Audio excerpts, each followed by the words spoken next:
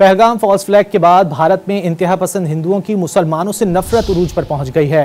मुसलमानों को 2 दिन में दुकानें खाली करने का अल्टीमेटम दे दिया। बिरादरी वालों को मुसलमान वर्कर्स को निकालने की हिदायत करते रहे।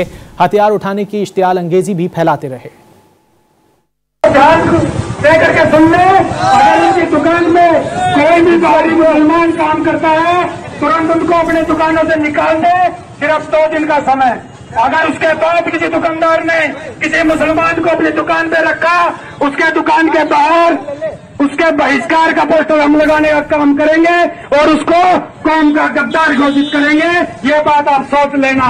जितने भी दुकानदार साथी हैं अपने दुकानों से मुसलमान कर्मचारियों को निकाल दें। अगर उन्होंने नहीं निकाला तो उनको कौम का गद्दार घोषित करके उनके दुकानों के बाहर पोस्टर लगाने का काम हम करेंगे। मेरे साथियों, नूह में हुई घटना, ये मत सोचो कि हमारे से 100 किलोमीटर दूर है। हरियाणा हमारा घर है, हमारे घर की घटना है।